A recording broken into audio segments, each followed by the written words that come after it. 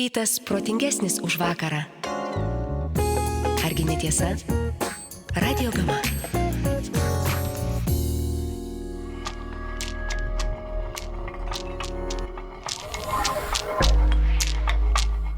Kas asocijuojasi su Klaipėdos universitetu, tai dažnas sako žuvėdra šokių kolektyvas, kai kas žino brabanderis. Mokslai aplamai vieni apie kitus labai menkai žino. Ir tą visi pastebi. Akis atvėrė mostą su tarptautiniais ekspertais, kada tyrė, kur kokio pajėgumo yra moksliniai tyrimai. Ir kada jūros mokslai ir istorikų darbai buvo įvertinti aukščiausiais balais, tai mūsų dvi kryptis gavo tą aukščiausią įvertinimą. Ką tai reiškia? Tai reiškia tarptautinio lygio mokslai.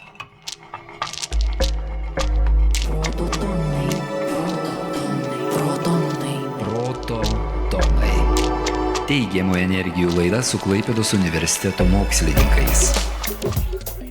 Mokslininkais, apie kurių darbus kaip tik ką pastebėjo Klaipėdos universiteto rektorius, profesorius daktaras Eimutis Juzeliūnas, dažnai žinome gerokai per mažai, arba visai nežinome. Neatsitiktinai šiemet, siųsdami teigiamos energijos linkėjimus Klaipėdos universitetui, per pirmuosius 25 gyvavimo metus pradėtiems darbams tęsti, neatsitiktinai dabar, laikydami naują spaustuvės dažais kvepiančią knygą Mokslas ir menas Klaipėdos universitete 25+, kurios autorė, mokslo ir meno prorektorė docentė daktarė Rita Vaičiakauskaitė, kartu su daktaru Sergejumi Moleninu pelnytai galime laikyti šio pradedamo laidų ciklo Prototonai 25+ krikštatėviais, imamės garsiai dėlioti pliusus Klaipėdos universiteto šviesuomeniai. Pliusą ir net ne vieną, už jau ketvirtį amžiaus Klaipėdoje atrandamas naujas mokslo žinias, tiek pat už net 9000 mokslo publikacijų, už dalyvavimą daugiau kaip 3000 Lietuvos ir užsienio mokslinių konferencijų, kasmet už dalyvavimą daugiau kaip 100 nacionalinių bei tarptautinių projektų ir atliekamus veik tiek pat mokslo taikomųjų tyrimų, pliusą už meno energetiką, begalę koncertų, sukurtų vaidmenų, režisuotų spektaklių bei renginių, vietinį ir pasaulinį pripažinimą, įvertinimą. Nauja Klaipėdos universiteto mokslininkų ir menininkų būtos, esamos ir būsimos veiklos apžvalgai skirta prorektorės knyga Mokslas ir menas Klaipėdos universitete 25+, kurią vedami žingeidumo jau galite susirasti ir pasklaidyti, bus mūsų šio laidų ciklo kelrodė žvaigždė. O Klaipėdos universiteto mokslininkai, pradėję savo mokslinę karjerą anksčiau, vėliau, o galbūt būtent prieš 25 metus, 1991-aisiais, kartu su vienintelio Lietuvos pajūryje Klaipėdos universiteto užgimimu, tegu bus tikrosios švytinčios mūsų eterio žvaigždės. Verčiam pirmą puslapį ir randam mokslininkus Klaipėdoje, o tiksliau Klaipėda mokslininkų darbuose. Šįkart istorikų ir mokslininkų sociologų. Kada ir kodėl Klaipėdos universiteto mokslininkai Klaipėdą pasirinko išskirtinių tyrinėjimų objektų, kokie mokslininkai istorikai vakar ir šiandien pluša bandydami atskleisti vis naujus uostamiesčio istorijos aspektus nuo miesto įsikūrimo 13 amžiuje iki šių dienų, kas mums pavyko ir kas tie mes. Toną mintims užduoda daktaras Vasilijus Safronovas, Klaipėdos universiteto Baltijos regiono istorijos ir archeologijos instituto vyriausiasis mokslo darbuotojas. Kai mes kalbame mes, tai greičiausiai reikėtų kalbėti ne tik tai apie mane, nes aš pradėjau Klaipėdos istorijos tyrimus ne taip jau ir seniai. Klaipėdos universitete istoriniai tyrimai yra prasidėję nuo pat šito universiteto įkūrimo, nes padalinys, kuriame aš dirbu, tai yra Baltijos regiono istorijos archeologijos institutas, jis dabar taip vadinasi, tai jis yra įkurtas jau 92 metais, tai faktiškai metai po Klaipėdos universiteto įsteigimo. Ir aišku, reikėjo tiem žmonėm, kurie kūrė šitą padalinį, tai buvo Alvydas Nikžentaitis, Vladas Žulkus, apsispręsti, ką jie čia darys istorikai, archeologai Klaipėdos mieste. Ir aišku, viena iš temų, suprantama, natūraliai buvo Klaipėdos miesto istorija, nes tai buvo tam tikras bandymas integruoti ir tą istorinių tyrimų tradiciją, kuri buvo susiformavusi sovietmečiu, paminklų konservavimo institute, kai buvo vykdomi tam tikri taikomieji tyrimai miesto istorijos. Tiek tai buvo bandymas atsakyti į visuomenėje rūpimus tam tikrus klausimus, susijusius su pakankamai diskutuotiniais dalykais, kurie ypač liečia 20 amžių. Tokie dalykai kaip 23 metų Klaipėdos miesto užėmimo operacija, tai yra 39 metai, 45 metai, visi šitie lūžiniai taškai ir taip natūraliai susiklostė, kad pas mus kalbėjimas apie Klaipėdos istoriją Klaipėdos universitete jinai rutuliojasi dviem trajektorijom. Archeologai daugiausia susikoncentravo į viduramžius, tuo tarpu istorikai daugiausia pradėjo dirbti su 19-20 amžium, vėlgi dėl tam tikrų šaltinių specifikų ir taip toliau. Vasilijau, įvardinkit, kas jūsų kolegos? Žmonės keitėsi. Šiaip jau iš tų vyresniosios kartos žmonių tai be abejo vis dar dirba pas mus institute Vladas Žulkus. Knygoje Viduramžių Klaipėda, kuri yra išleista jau 2002 metais, yra ilgametis darbas jo kaip archeologo, apibendrintas nuo 75 metų, bet jo jau tyrimo interesai senokai nebėra Klaipėdos istorijos, dabar užsiima povandeninę archeologiją. Iš esmės, žmonės, kurie užsiima Klaipėdos istoriją, tai yra Vygantas Vareikis, kuris daug rašo šitom temom ir iki šiol vis dar turi ką naujo pasakyti. Vareikio darbai yra daugiau straipsniuose pasirodys, tokios atskiros knygos tarsi ir nėra išleidęs, bet jis daugiausia rašė būtent apie šitą 1923 metų karinę akciją, kuomet Lietuvos vyriausybės iniciatyva Klaipėdos kraštas buvo prijungtas prie Lietuvos. Save tikriausiai irgi galėčiau priskirti prie tų autorių, kurie šį bei tą padaro Klaipėdos istorijos labui. Viena iš knygų, kurią esu parašęs, buvo apie tai būtent kaip Klaipėdoje keitėsi žmonių suvokimas per praeitį arba apie praeitį, arba tiksliau tariant, kaip tiem žmonėms, kurie Klaipėdoje gyvena 20 amžiuje, buvo siūloma suvokti jų praeitį. Kodėl griuvo ir vėl buvo statomi paminklai, kodėl keitėsi gatvių pavadinimai, kodėl buvo vėl iš naujo konstruojamas pasakojimas apie Klaipėdos istoriją vis kitoks 20 amžiuje. 2011-aisiais išleista daktaro Vasilijaus Safronovo monografija Praeitis kaip konflikto šaltinis su atsakymais į tik ką išvardintus kodėl sulaukė tarptautinio pripažinimo. Darbas išverstas į lenkų ir vokiečių kalbas 2012-aisiais įvertintas Vokietijos Federacinės Respublikos vyriausybės įsteigta Immanuelio Kanto mokslinių tyrimų premija. Kas šiandien Klaipėdą tyrinėjančių mokslininkų istorikų dėmesio centre? Tokius kolektyvinius darbus, tai aš galbūt galėčiau įvardyti tokį naują projektą, kurį mes esam pradėję prieš kelerius metus. Jis tik tai iš dalies susijęs su Klaipėdos istorija. Tai yra projektas apie Pirmo pasaulinio karo atminimą Lietuvoje ir Rytų Prūsijoje. Kitos temos jos susijęs yra su militariniais dalykais daugiau. Dar yra žmonės, kurie dirba su ankstyvaisiais naujaisiais laikais, tai yra su 15-16 amžiumi, ir jie bando pasižiūrėti, kaip Klaipėda atrodė to laikotarpio komunikacijoje Baltijos jūros regione, kokie buvo prekybiniai kontaktai ir panašiai. Netiek pamiršta, kiek dar mūsų menama ir ypačiai dabarties Klaipėdą knieti ištyrinėti ir kitai Klaipėdos universiteto mokslininkų kuopai – sociologams. Kada ir kaip atsiskleidė sociologų interesas moksliniams miesto tyrimams, pasakoja Klaipėdos universiteto socialinių mokslų fakulteto socialinių pokyčių studijų centro vedėjas, docentas daktaras Liutauras Kraniauskas. Klaipėdos miestas kaip mokslinio tyrinėjimo interesas atsirado pakankamai neseniai, nes prieš 25 metus daugelis universiteto dėstytojų arba mokslininkų jie buvo suinteresuoti tokiam globalesnėmis temomis kalbėti. Keičiasi valdžia, keičiasi įvairūs ideologiniai režimai, kas yra tokia Lietuva ir panašiai. Bet kada pradeda keistis pati universiteto tokia struktūra, gyvenimas, ir tu pradedi suvokti, kad žmonės pradeda atsigręžti truputį į tas temas, kurios yra susijęs su tavo kasdieniu gyvenimu. Ir iš dalies ta jauna karta, kurie atėjo į universitetą ir kuri subrendo būtent po nepriklausomybės atgavimo, jie pradeda domėtis, galima sakyti, tuo laikotarpiu, kuris buvo jiems būdingas, kada jie buvo jauni. Tai vadinasi, savo jaunystės laikotarpį ir gali jau kažką tai truputį rimčiau pasakyti, truputį žvelgti ir perkainuoti savo visą tą autobiografiją, patikdami kažkokias tai įdomesnės vienas ar kitas įžvalgas. Iš dalies tas domėjimasis Klaipėdos miestu dar buvo susijęs ir su kitų gana pragmatinių interesų, kadangi daugelis kolegų, mokslininkų, jie ir užsiminėja savo individualiais temomis, pavyzdžiui, vieni domisi kokią nors fizinę negalę, kiti domisi kokią nors istorinę atmintimį, kiti nusikaltimais, mokslo filosofija arba šį filosofiją. Aišku, mums iškilo tokia pagrindinė užduotis, kad reikia telkti žmonės truputį bendresniam darbui. Ir kur tu gali atrasti tą bendrumą, jeigu nepažvelgdamas į tą kasdienę aplinką, kurioje tu gyveni. Įsivaizduoju, kad bet kuris klaipėdietis irgi yra, sakyčiau, geras sociologas, jisai gali papasakoti pačių įvairiausių nutikimų, istorijų, nuvesti pačias įvairiausias vietas ir jų istorijos bus pakankamai įdomios. Vėl girdim mes. Kas mes? Yra tokia labai nedidelė kompanija, galima juos įvardinti kaip sociologus, bet aišku yra ir kiti žmonės, kurie prisijungia, tai yra Arūnas Acus, Jolita Viluckienė, filosofas, Aldis Gedutis, sociologė Sigita Kraniauskienė, geografas Eduardas Pirejevas, bet aišku, juos visus vienyje būtent ne kas kita, ta patirtis buvimo mieste. Daugelis yra būtent klaipėdiečiai ir gali kažką tai tokio įdomaus papasakoti. Ir tos istorijos, kurios, aišku, yra pasakojamos, yra dažniausiai skiriamos klaipėdiečiams, nes kada tu esi sociologas, tu turi sugebėti pateikti savo tyrimus tam tikrai specifiniai auditorijai. Jeigu tu nori kalbėti globaliai, tu faktiškai nekalbi lokaliai auditorijai. Įvertinkim pasiekimus. Ką jau yra pavykę nuveikti? Kiek pavykę yra be galo sunku pasakyti. Aišku, mūsų pagrindinės ketinimas yra parodyti, kaip vaizdiniai apie miestą jie plėtojasi būtent po sovietiniu laikotarpiu ir kaip vėliau jie yra įdiegiami į tam tikrą miesto politiką. Daugelis politikų turi tam tikrus vaizdinius. Nesvarbu, ar yra tikri ar netikri, dirbtini, mitologizuoti, dar kažkokie tai ir panašiai. Ir šiuo atveju mūsų pagrindinis tikslas buvo žiūrėti, kaip skirtingos socialinės grupės naudoja skirtingas pasakojimo strategijas arba skirtingus vaizdinius pasakodami apie tą vietą, kur tu gyveni.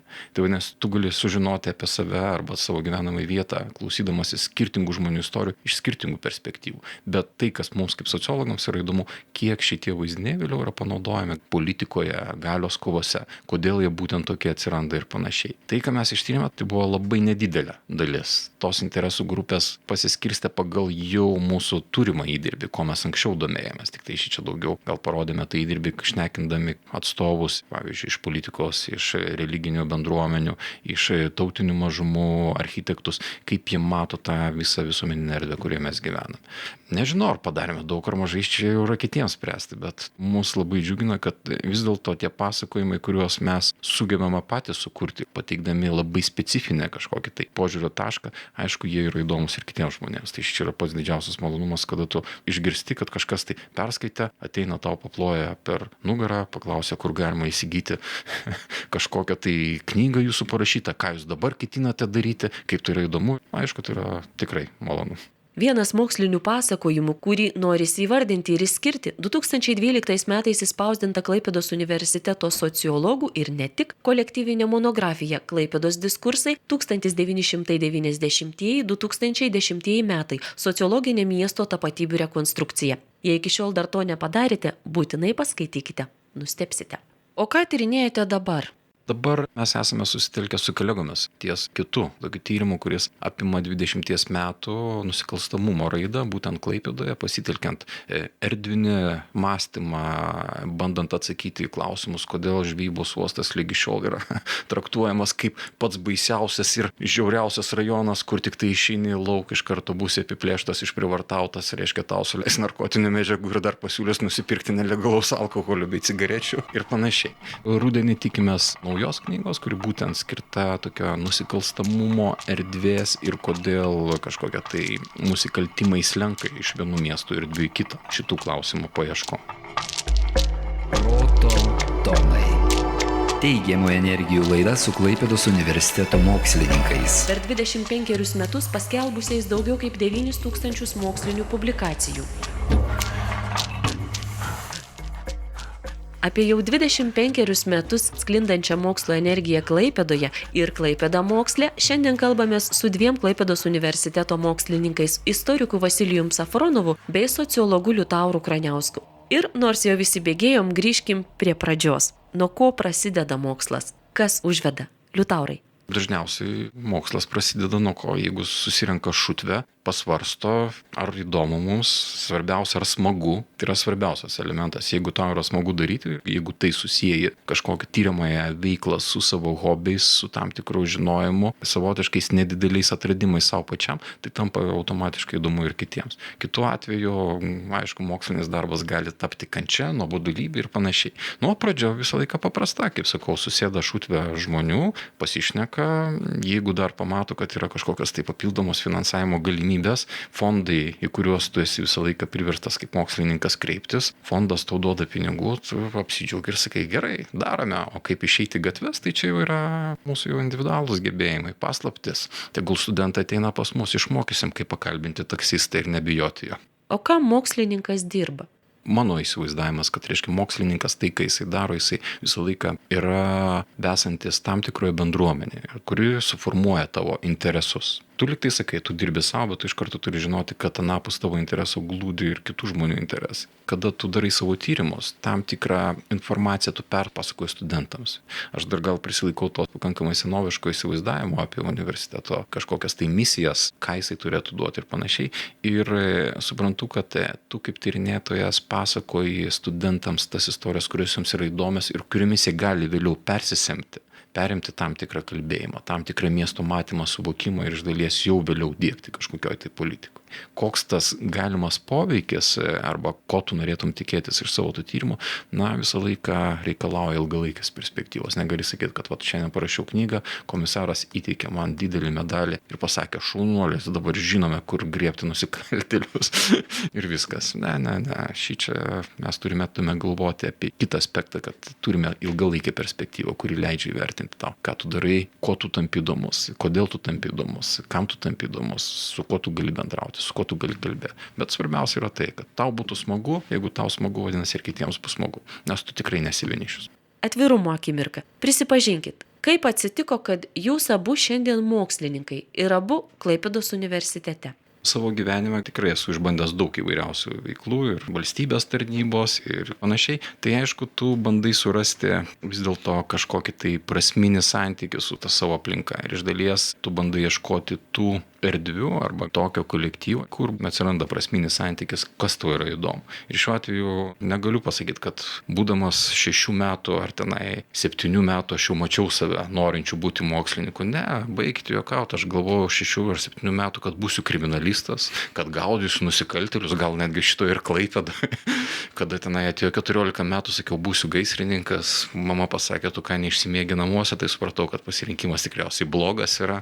Po to pasakiau, gal būsiu psichologas, vėl kažkas tai pakvailino, sakė, tu ką turi problemų psichologinių ar dar kažkas. Tai galima sakyti, yra daug įvairiausių tų gyvenimo peripetijų arba situacijų, kurios tave priveda prie kažkokio tai pasirinkimo. Ir iš dalies tas pasirinkimas, domėjimasis, bent sociologija, galima sakyti, atėjo pas mane tikrai ne pirmaisiais studijų metais. Mano istorija yra, aišku, kitokia negu Liutauro. Aš pradėjau galbūt tą istoriją domėtis pakankamai kryptingai jau mokykloje vyresnėse klasėse ir konkrečiai kryptingai ir Klaipėdos istoriją. Tai galbūt ir buvo priežastis, kodėl aš pasirinkau studijuoti ne kažkokį tai kitą universitetą, Klaipėdos universitetą, nes tuo metu tai buvo tas sritis, kurią aš domėjausi Klaipėdos istoriją ir man atrodė, kad čia yra ta terpė, kurioje aš, sakykime, galiu geriausiai tobulėti. Aišku, aš tai vertinu iš šiandienos perspektyvos, galbūt aš tuo metu taip ir nemąsčiau, bet kokiu atveju tam tikras kryptingumas veiksmuose iš tikrųjų jisai buvo. Tikrai negalėčiau pasakyti, kad gailiuosi, nes kai tu palygini, kas yra dėstoma Vilniuje, kas yra dėstoma Klaipėdoje, kas liečia bendruosius dalykus, jie yra daugmaž tie patys. Tuo tarpu jau specifiniai interesai, kaip mano atveju Klaipėdos istorija, jie daug stipriau buvo tuo metu išvystyti. Čionai niekur kitur jų Lietuvoje nebuvo, tai ir motyvavo tą pasirinkimą. Proto tonai. Teigiamų energijų laida su Klaipėdos universiteto mokslininkais. Per 25 metus sudalyvavusiais daugiau kaip 3000 Lietuvos ir užsienio mokslinių konferencijų. Šiemet Klaipėdos universitetui 25. Kokį etapą jūsų galva šiandien išgyvena Klaipėdos alma mater? Universitetas tapo suaugęs, nebe toks gaivališkas, jam nebeatleidžiama. Taip, kaip anksčiau būdavo atleidžiama, kaip vaikams galima atleisti už tam tikrus jo veiksmus. Šiuo atveju, kadangi jau yra 25 metai, jisai tampa labai prisirišęs prie administracinių taisyklių ir nurodymų. Čia yra labai tokia įdomis dalykas, kada jaunas žmogus irgi įsivaizduoja, kad tam tikras prisirišimas prie administracinių sprendimų, kažkokių tai procedūrų leis išspręsti tam tikras problemas. Tai šiuo atveju aš manau, kad universitetas išgyvena tokią jaunystės laikotarpį, kada tu pereini iš tokios, galima sakyti, gaivališkos būsenos, kuri buvo gana tokia akivaizdi bent 90-ųjų pradžioje, prie tokio šiek tiek sustabarėjusio administracinio aparato. Bet aš manau, kad jisai labai greitai keisis ir visas universitetas judės kažkur tai toliau. Kiek ilgai tas perėjimo laikotarpis užtruks, yra be galo sunku pasakyti, bet reikia tikėtis. O kas labiau tikėtina, kad universitetas greičiau pasikeis ar miestas? Ne, miestas greitai nesikeičia. Aš manau, kad teks irgi pakankamai ilgai gyventi ir šiuo atveju universitetui madas tikrai negali diktuoti pati bendruomenė. Yra įvairios žaidimo taisyklės, įvairios mados, kurių paiso rektoriai, valdžios atstovai, švietimo ministerijos, įvairūs valdininkai, kurie suvokia, koks turėtų būti universitetas. Ir iš dalies, jeigu tu neturi kritinio santykio su šita bendruomenė, tai aišku, tu visą laiką žiūri į universitetą kaip į gerą uabą, kaip į tam tikrą verslovę, kuri turi nešti auksinius pinigus arba kažką tai daryti, duoti labai didelę grąžą. Bet mano įsitikinimu, ta universiteto misija arba tai, koks jis turėtų būti, vis dėlto išsirutulios ilgalaikėje perspektyvoje. Dabar tikrai toks trumpalaikis laikotarpis gal nelabai pats geriausias visiems universitetams, nes tikrai jie susilaukia labai daug kritikos, bet tai parodo, kad kritika yra skirta būtent tiems dalykams, kurie yra svarbus mūsų visuomenė. Aš negaliu kalbėti už visą universitetą, bet tai, kas vyksta tame padalinėje, kuriame aš dirbu, tai dabar aš matau tam tikrą jaunų žmonių ateimą, kuris, galima sakyti, atšviežina tą kraują, paduoda tam tikrų naujų koncepcijų ir idėjų. Yra tam tikras nuolatinis vystymasis, kuris iš principo ir įmanomas tik tai tokiu būdu, kad ateina nauji žmonės arba jie neateina. Jeigu nauji žmonės neateina, tai tada vadinasi viskas sustabarėja ir galima jį po tam tikro laiko padėti stalčių ir pasakyti amen. Apytiksli žodžio amen vertimas iš hebrajų kalbos, tikra tiesa, tebūnie taip yra. Amen išreiškiamas bendruomenės pritarimas kalbančiajam. Atsargiai primenu, pritariu ir jau ketinu atsisveikinti. Tik Liutauras be proto dar nori kažką pasakyti. Vieną tik tai mintį noriu pasakyti. Paskutiniu metu labai dažnai yra iškeliama daug idėjų dėl universiteto vardo keitimo. Tikrai yra pastebima tam tikra tendencija, kad bandoma universitetų vardus keisti kaip savotiškus naujus prekinius ženklus su tikėjimu, kad naujas ženklas, naujas vardas suteiks naujo gyvybingumo ir gyvasties.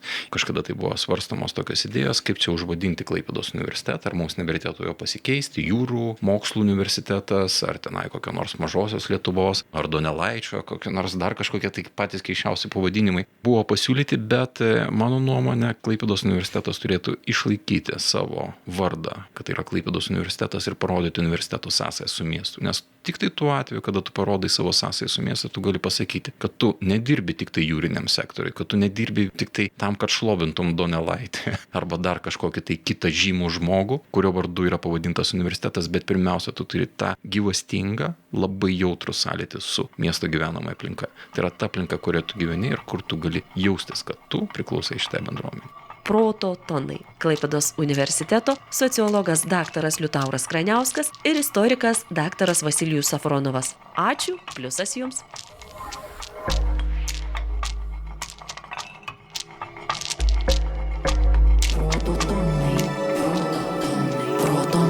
Proto tonai. Teigiamų energijų laida su Klaipėdos universiteto mokslininkais.